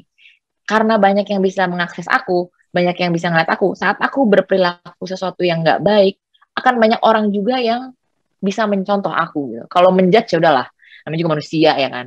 Kayaknya nature-nya mereka tuh pasti ada pengen ngejudge. Cuman kalau ada orang yang contoh perbuatan jelek aku tuh kan jadinya kayaknya men gitu. Kok jahat amat juga ya aku jadi bad role gitu. Itu sih. Jadi bukan beban ya.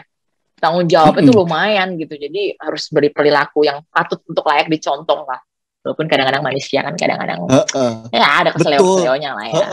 Dan itu menurut saya susah banget loh Mbak, karena gini, sebelum pandemi itu kamera bisa di mana-mana. Kesalahan sedikit, apalagi netizen, itu bisa viral kemana-mana. Ketika ada sesuatu yang salah, Instagram aja diikuti 11 juta orang gitu loh. Waduh, itu kayak memberikan inspirasi yang kurang bagus. Makanya saya pikir dengan wawancara ini saya ngeliat Mbak Ayu seperti apa, harusnya punya social movement yang jauh lebih powerful saat ini. Hopefully, bismillah. Bismillah, harus juga bisa kok jadi Martha Stewart-nya Indonesia. Menyemangati ya semua ibu-ibu. Iya. Amin. Menyemangati ibu-ibu dari pola makan. Biar ibu-ibu makin cakap digital, biar tahu digital parenting seperti apa. Nanti semoga Kementerian Komunikasi, Informatika, dan Literasi Digital Siberkreasi juga akan mendukung Mbak Ayu untuk melakukan itu. Pertanyaan akan pikirkan konsepnya step by betul. step. Saya Ria ingin bertanya kepada Kak Ayu Dewi. Aduh, masih dipanggil kakak loh. Udah beranak 3. Saat ini banyak dari anggota keluarga saat berkumpul asik dengan dunia digitalnya, gadgetnya masing-masing. Hal itu tentu memberikan jarak bagi satu sama lain, bahkan kerenggangan untuk keharmonisan keluarga. Bagaimana Kak, aku tetap menjaga keharmonisan hubungan keluarga di era digital saat ini? Oke, pertanyaan yang bagus, dan ini common banget di Indonesia. Makan bareng, semuanya bawa gadget. Nggak cuman anaknya, ibu, bapaknya bawa gadget. Ketemu temen, bawa gadget juga sambil makan. Nggak menikmati makan, tapi menikmati gadgetnya. Menurut Bayu, gimana? Ya itu dia, emang zaman digital ini udah beda banget sama zaman dulu gitu. Bahkan banyak disiplin-disiplin yang udah nggak apa ya, udah nggak bisa diaplikasikan lagi. Udah ibaratnya udah nggak ada yang ngelakuin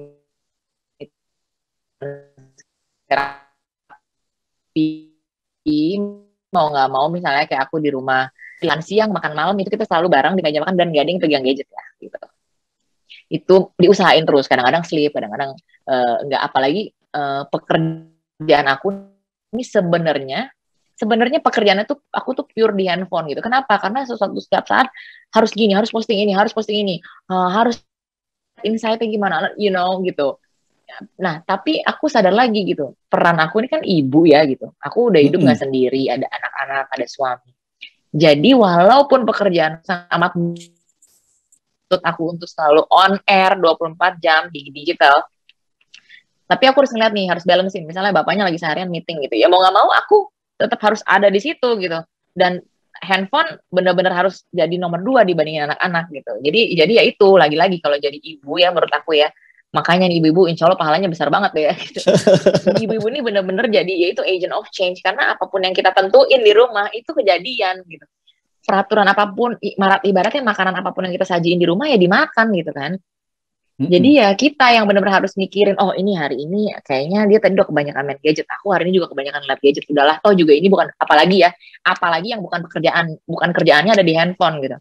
Jadi ibaratnya cuman recreational lah, atau nikmat handphone atau ngeliat sosial media ini cuman hiburan sesaat gitu. Cari me time. Nah, aku pernah ngobrol sama psikolog untuk bikin anak-anak selalu happy. Ini juga mungkin kaitannya bikin harmonis juga kali ya. Pagi-pagi, tapi ini menurut aku sih ideal banget ya. Agak sulit nih dilakuin. Sebelum kita bilang selamat pagi ke anak-anak, kita tuh udah bangun duluan. Nah, kita bangun duluan, kita ngopi dulu. Nah, nanti kita udah ngumpulin energi buat kita. Begitu energinya udah kekumpul, kita udah ngerasa me time kita cukup, kita baru say hi ke anak-anak. Good morning, atau selamat pagi dengan senang. Kenapa? Supaya anak-anak itu seharian pasti senang. Karena awal-awal di hari paginya dia tuh udah dibikin senang sama ibunya. Dia ayahnya masih ngomongin ya, let's say bapak-bapak tuh sibuk aja kerja 24 jam. Tapi memang paling bagus kompak. Tapi ya udahlah, teori ini kita pegang aja. Menurut aku ini susah banget, tapi ini sangat amat efektif ya kalau dilakuin ya. Kalaupun bangunnya bareng deh ya, nggak usah pagi-pagi banget. Kita pagi gitu, karena aku waktu itu pernah ngobrol, lagi-lagi nih, menurut aku juga tips yang baik buat ibu-ibu, sering-sering ngobrol sama psikolog anak.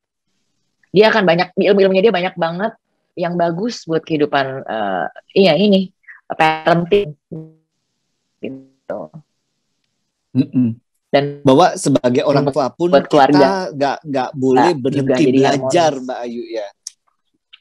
Yes, capek sih, capek apalagi kalau misalnya kerja. Aduh ya Allah, udah capek, mesti ngasih semangat anak-anak. Tapi ya kan kita dikasih rezeki berupa anak gitu. Nggak semua orang loh dikasih rezeki berupa anak. Jadi ya selagi kita dikasih ya udah ayo gitu. Kita harus maksimalkan. Waduh, gila, saya belajar banyak malam ini. Oke, pertanyaan terakhir ya. Kalau enggak ini pertanyaannya udah banyak banget. Dan waktu kita terbatas. Ingin bertanya Kak Ayu, kok semuanya ke kakak sih? Zaman sekarang anak yang masih berumur dini sudah bermain HP ataupun medsos. Nah, menurut Kak Ayu bagaimana sih mengawasi permasalahan itu Kak? Apakah salah orang tuanya? Adakah masukan agar kurangnya anak-anak dalam menggunakan HP? Gini ya, lagi-lagi ya ini susah gitu ya. Double standard gitu. Banyak orang yang pikirannya beda-beda. Tapi lagi-lagi aku pernah ngobrol sama profesor.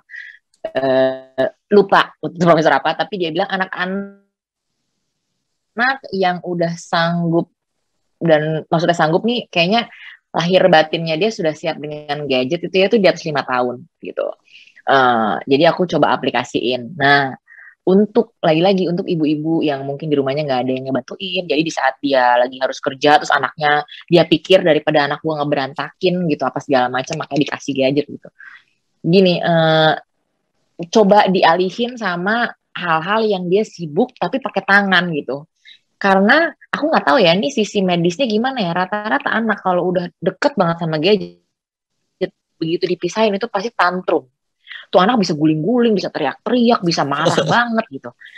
Saya nggak ngerti apakah dalam ilmu medis ini memang tayangan itu menyerap di otak apa, berhubungan ke saraf apa. Tapi ada satu lagi tayangan aku lihat itu di postingannya Syekh Ali Jaber almarhum. Kasian banget, dia nggak tahu di negara mana. Ini anak, ini videonya ya, anaknya lagi pegang gadget ya, kayaknya tab gitu, bukan handphone. Terus dia berdiri, kayaknya dipanggil, mau belok, dia ketabrak gitu.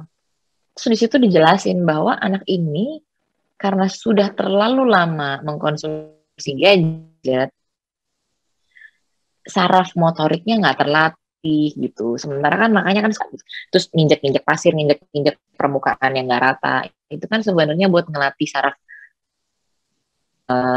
sensorik, motorik kasar, motorik halus gitu kan. Jadi itu loh efek panjangnya. Jadi menurut kita orang tua mesti banyak-banyak nyari apa sih loh. Jadi sampai nggak bisa jalan anaknya. Terus kan kemarin ada kasus tuh yang kayaknya ada anak dewasa kebanyakan main game. Jadi apa ya, semi Parkinson kalau nggak salah ya. Apa Parkinson saya lupa. Pokoknya dia tidak bisa nggak bisa gerak. Jadi selalu sarafnya selalu bergerak-gerak yang bikin badannya dia gerak-gerak terus. Kan kasihan gitu. Masalahnya itu anak kita loh, masa depannya dia itu kita yang ngebantu untuk ngebentuk. Mungkin masa depannya dia bukan di tangan kita ya, tapi kita itu orang tua yang ngejembatanin, yang ngejagain nih orang anak maunya kemana gitu. Ya itu aku selalu pikir boleh. Ya. Misalnya lagi malas-malas ya. Lagi malas-malas, tapi ya itu harus balik lagi ke alam sadar. Kalau gue malas tuh anak nanti gimana gitu, kesian lah gitu. Nanti itu lagi balik lagi kalau kita udah nggak ada, itu anak sendiri menghadapi hidup yang luar biasa ini, makin kesini makin banyak challenge-nya, makin banyak saingannya. Kita harus bekalin dia sama berbagai macam kemampuan gitu. Itu sih. Jadi ya kalahin lah malesnya untuk main sama anak. Kalau perlu jangan gendong dulu lah. Kalau gendong dulu dia nggak terlatih saraf. Taruh di samping gitu ya, kasih tempat duduk, tuh kan tempat duduk anak tuh. Nah, main di sebelah dia mau masak apa segala macam gitu. Tapi ada juga nih, aku pernah baca ibu-ibu yang lagi goreng apa terus minyak panas anaknya jadi kecemplung gitu. Itu juga hati-hati juga gitu. Jadi ya memang aku cuma bisa nyemangatin ibu-ibu. Nggak ada yang salah, nggak ada yang benar jadi ibu-ibu. Cuman kalau setiap kita mau bertindak, tolong dipikirin dulu apa efeknya nanti buat anak-anak kita gitu aja. Termasuk dalam pemberian gadget ini, Mbak Ayu Dewi ya. Betul. Oke, ini rasanya pengen ngobrol lebih banyak lagi, tapi saya juga nggak mau take your Friday night waktu Jumat malamnya ya. Jadi kita ini akan Jumat ya, ini hari Jumat malam, Mbak. Cuman di pandemi acara ngobrol dihadirin ribuan orang. Ini ada beberapa room. Di room saya itu ada sekitar 990 orang, Mbak. Masih ada di room 2 dan room 3 juga. Jadi ribuan yang hadir malam ini. Jadi kalau kita konser, itu konsernya dihadiri oleh banyak banget. Ini hebatnya tim Kementerian Komunikasi dan Informatika serta Siberkreasi. Acaranya disiapin dengan waktu yang cepat dan dengan matang. Jadi semangat teman-teman tim. Thank you. Ini berkat the power of Ayu Dewi nih. Makanya kalau ada social movement itu akan lebih powerful. Kekuatannya nggak cuma di wajah, kelucuan keluarga, tapi juga ada sesuatu yang menggerakkan untuk masa depan bangsa ini. Oke. Amin. Sebelum menutup acara sore hari ini, saya ucapkan terima kasih yang sudah berpartisipasi dalam acara nge-zoom bareng Ayu Dewi, cerita keluarga di era digital. Saya ingatkan jangan lupa untuk mengisi post test atau survei di layar berikut ini. Ada ini link postnya. Masukkan kode unik token yang diberikan di email konfirmasi yang kamu terima saat mendaftar. Isi form post test survei lalu klik tombol selesai. E-certificate akan dikirim ke email kamu. Cek inbox atau jangan-jangan masuk ke spam. Nah, itu tadi summarizing acara kita. Jadi kalau saya summarizing dikit aja ya, Ayu Dewi tampil apa adanya. Ketidaksempurnaan yang membuat ia dan keluarga terlihat lebih dekat dengan kita. Sosok ibu muda yang modern, tidak hanya sukses berkarir, tapi juga menjadi ibu yang luar biasa. Tugas yang tidak mudah. Ia sangat aktif, penuh dengan ide-ide segar. Bukan hanya tampil sebagai wanita yang elok, tapi juga pintar dan menginspirasi. Very funny, yet a very strong woman. Saya ucapkan terima kasih kepada Mbak Ayu, terima kasih kepada Kementerian Komunikasi dan Informatika, serta Gerakan Nasional Literasi Digital Siberkreasi yang menyelenggarakan acara ini. Mbak Ayu, such a pleasure. Terima kasih untuk inspirasinya, luar biasa. Dan semua yang sudah Iwan, thank you banget. Kalau nggak ada yang nanya-nanya kepintaran seperti Mas Iwan juga kan nggak bisa keluar juga, ya kan? Respon-respon gemasnya. Lucu, saya tunggu social movement-nya.